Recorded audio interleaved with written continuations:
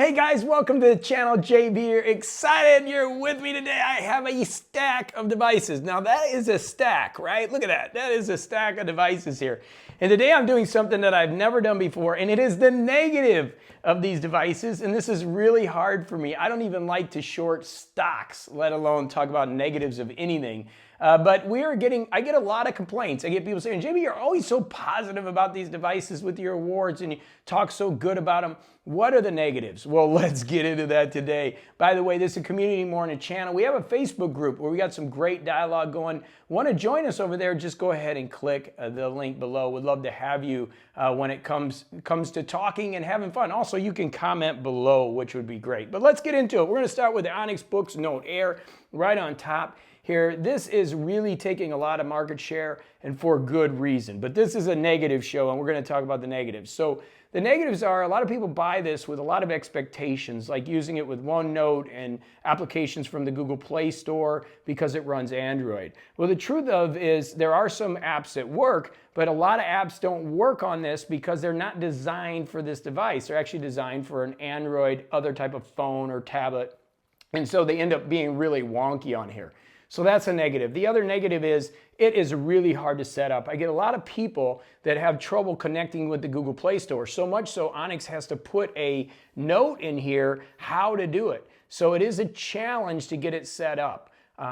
Again, I'm trying to not be negative or be positive, but there are some negatives with it. And so if you're expecting a device that's really easy to use, right out of the box and set up, this one takes time to get set up. That is the negative, all right? So we're going just negatives today. Oh, this is so hard. Some negatives on the Onyx Boox Note Air. How about negatives on the paper? This is the device I use every day. It's the one that I gave a couple awards to for screen sharing, etc. Really new device. The hardware is a little bit older, but the device software is new. And that's what I'm going to give it some negatives on. The negatives are the battery still is not the best. Sometimes it wears out. I got to charge it in the morning. The pen battery wears down if you keep it next to the device, which means now I can't use this case, and you can't get a case. You got to go to Amazon and buy one. Quirk Logic doesn't have one yet. So those are the negatives on it. Sometimes it gets wonky with the connection to the proprietary software that they use, and so you got to reboot it up and kind of re-put it together. So those are the negatives. This is so hard. I love this device, and I got to talk bad about it. How about the Onyx Max Lumi? Another wonderful, cool device. This thing is huge, does some great things, but the negatives about it, it is heavy. This isn't something you want to carry around every day unless you're going to build some muscles. It's got the same issues as the Note Air. A lot of Google Play apps can be put on it, but then they don't work. It's got issues as far as sometimes it just takes forever to set up, and the Google Play. So it's very similar to Note Air. Again, not without being, I'm trying not to be positive here. Once you get it set up, it's great, but the initial setup can be a real challenge and it can be a real problem. And it's a little more expensive. It's in the higher price, same thing as the paper. What about the iPad? I talk about this all the time as my overall favorite device that I use on a day in and day out basis. What can we say about this thing? Well, number one, I don't like writing on glass. I put the silicone tip on, that helps, but I still don't like it. I don't like where the pencil goes. It can fall off at any time. It's expensive. I mean, it's got Apple tax all over it. The Magic Keyboard's great, but gosh, is it expensive, right? So this is an expensive device. Writing on glass, if you don't like it, it has some negatives to it. The Remarkable 2, another interesting device that I've always talked really good about. It has driven my channel. What are some of the negatives about it? Software, very simple software system, doesn't do a lot. A lot of people buy this and think they're getting an iPad and they realize they can't play games, they can't do anything with it. It's a very minimalistic device, which some people love and other people hate. Again, just trying to find the negatives. There's a Wi-Fi issue with this that I get a lot of complaints on for people that travel, that they can't hook it up to their hotel Wi-Fi. That's a problem. There are some software issues, and of course, they are known for customer service. Yes, they do get back to you in 3 to 4 days, but the customer service is not the greatest. It's actually a very negative, and a lot of people get really upset with that. Even though they do give you a 30-day trial with this thing, getting it back to them can be a challenge. Again, it's really hard for me to be negative on these devices because somebody that wants a minimalistic device, this is great. But again, if you don't want that and you ended up buying it, you know, their marketing is all over the place. Customer service is not the best. and their marketing is all over the place, right? So they're really the reason ink, I think, is bigger than what it has been. The Supernote. This is an unusual device. It's hard for me to really be negative about it as I haven't been using it much. Cover's okay, kind of a cloth filled cover. It's all about the writing experience with this device. It's very simple. It works. But the stylus, which I gave as one of my favorite styluses, it depends if you like the writing feel on here or not. Very basic device. The A5X is coming. This is a year old. The A5X is coming. I'll have it December 31st as a review unit. I think it'll fit somewhere between the Remarkable and the Note Air. So I don't have a ton of negatives to tell you. I guess it's a little bit thicker, but this device is getting replaced real soon, or we'll have a complementary A5X device, and I think that's going to be more of a challenger to these other devices.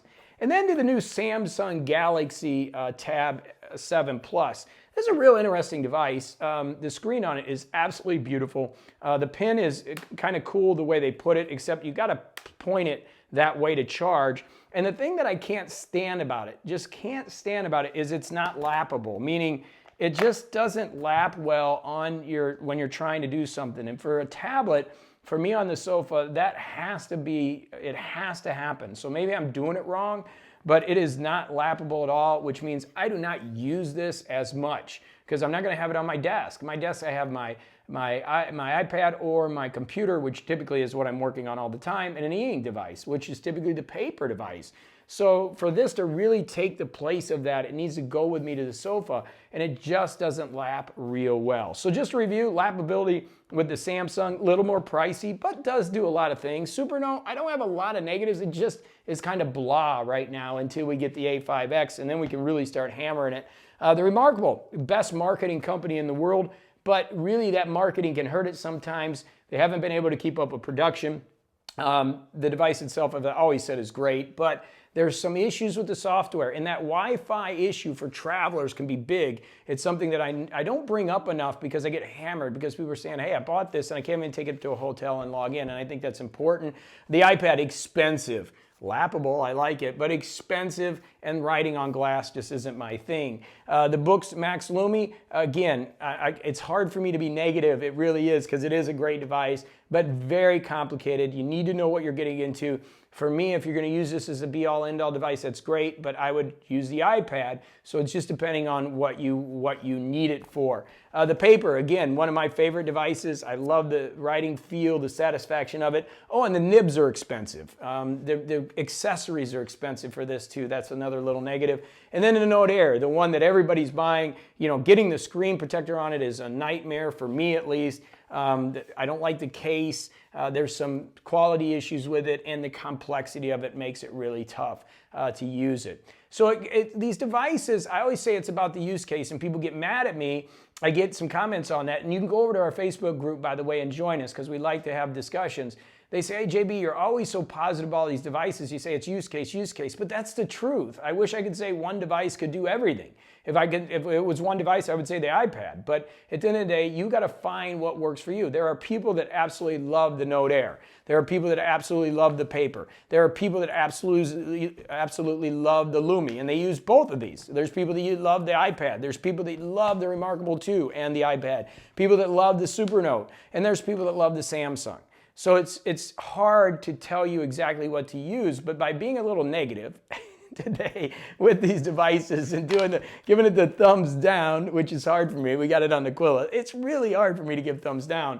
I think it will help you kind of make the decision. And if you could put some negatives down below, that'd be fantastic. And of course, I'm going to get back to the positives, because I've always heard accentuate the positives, eliminate the negatives, accentuate the positives, and don't mess with mystery in between. I learned that in the 3rd grade in music class, and I live by that. But today, we had to hammer some of the negatives. So as always, thanks so much. Love to get a thumbs up if you don't mind. Subscribe would be really cool. It helps the channel, and I keep bringing videos almost every single day on tech, ideas, thoughts, energy, all kinds of stuff. I'm just having fun, and I'm glad you're a part of this community. So go have a great day, and boy, that was a tough video for me. I don't like to be negative, but I got through it. All right, until the next video, go have a fantastic day. Thanks so much for being here.